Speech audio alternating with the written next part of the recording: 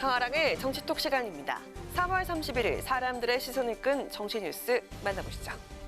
첫 번째 정치톡은 경제적 이익 최대 1조 원입니다. 대통령 집무실 용산 이적을 추진하고 있는 윤석열 당선인. 취임 이후 청와대를 국민들에게 돌려주겠다면서 청와대 전면 개방에도 나서고 있죠. 경제 관련 단체나 정부 산하 기관에선 벌써부터 이에 따른 경제적 효과를 추산한 분석 결과들이 속속 나오고 있는데요. 오늘 당선인 대변인 정례 브리핑에서도 이에 대한 언급이 나와서 눈길을 끌었습니다. 청와대 개방에 대해서는 국민에게 환원되는 그런 이익이 2천억에서 또 1조 넘는 그 상당한 국민들께 돌아갈 수 있는 부가가치가 여러 단체를 통해서 지금 자료가 나오고 있는 것으로 알고 있습니다. 아마 저희가 5월 10일 날 취임을 하게 되면 그때는 눈으로 보실 수 있고 손으로 만지시게 되지 않을까라는 생각이 듭니다. 대한민국의 역사를 국민들께서 한눈에 바라볼 수 있는 그런 장으로 자긍심을 심어주는 곳으로 재탄생하게 될 거다라고 말씀드리고 싶습니다. 청와대 개방에 따른 경제적 이익이 2천억에서 최대 1조가 넘는다는 자료가 나오고 있다. 김은혜 대변인 이렇게 설명하면서 앞으로 청와대가 국민 자긍심을 심어주는 곳으로 재탄생하게 될 것이라고 강조했습니다. 실제로 어제 발표된 전경련 산하 한국경제연구원의 보고서에 따르면 청와대를 전면 개방할 경우 연간 약 1,670만 명의 관광객이 찾을 것으로 예측을 하고 이에 따른 관광 수입이 연 1조 8천억 원에 달할 것으로 추정을 했습니다. 청와대의 수려한 경관과 역대 대통령 근무지라는 특수성 때문에 관광 수요가 클 거라는 전망이 반영이 된 결과입니다. 보고서는 또 대통령 집무실 이전으로 제도적 신뢰가 높아지면서 GDP가 최대 3조 3천억 원까지 증가할 거란 분석도 나왔습니다. 이 정도 수치는 아니지만 문체부 산하 한국문화관광연구원도 지난 28일 인수위 업무 보고에서 청와대 개방 시 인근 상권이 활기를 찾으면서 연간 1,490억 원의 생산 유발 효과 등 최소 2천억 원의 경제 효과가 날 것으로 보고를 했습니다.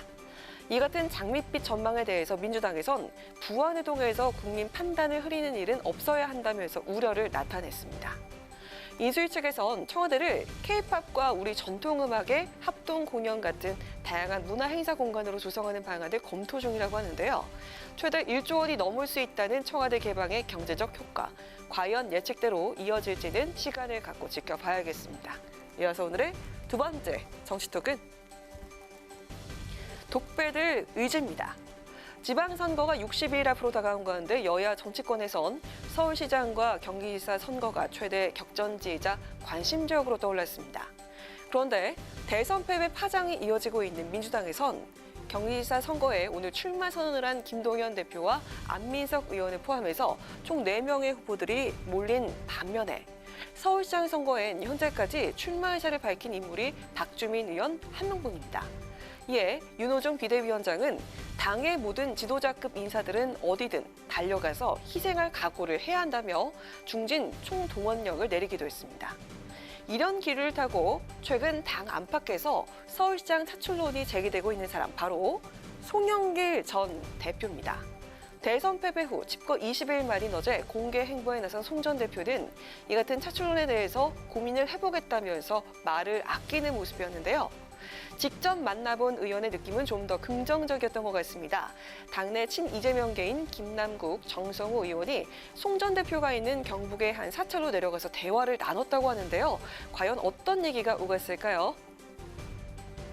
서울시장 선거가 어렵다 보니까 아무도 나오려고 하지 않은 거예요. 특히나 현역 의원 같은 경우에는 2년을 버리고 가야 되는 거기 때문에 사실 어떻게 보면 죽으러 가는 거, 희생하는 거기 때문에 좀 그런 역할을 좀 해달라라는 그런 취지가 있었습니다. 송영길 대표님은 주로 듣고만 있는 그런 입장이셨고요. 그렇죠. 만약 이 독패를 본인이 들어야 된다라고 한다면 기꺼이 하겠다라는 그런 의지는, 결연한 의지는 좀 보였습니다.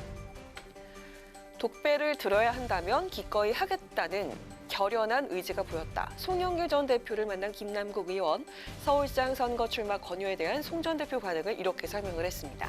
이어서 송 전 대표가 추대가 아닌 다른 후보와 경선을 하더라도 응할 것으로 전망을 했습니다. 하지만 송영길 차출론에 대해서 당내 반발도 적지가 않은데요. 패배한 장수가 곧바로 다른 선거에 후보로 나서는 건 적절하지 않다면서 반대 목소리도 제기되고 있습니다. 독배라도 기꺼이 마시겠다는 송 전 대표 의지, 과연 당내 반발을 뚫고 실제 서울시장 출마로 이어질 수 있을까요? 지금까지 강아랑의 정치톡이었습니다.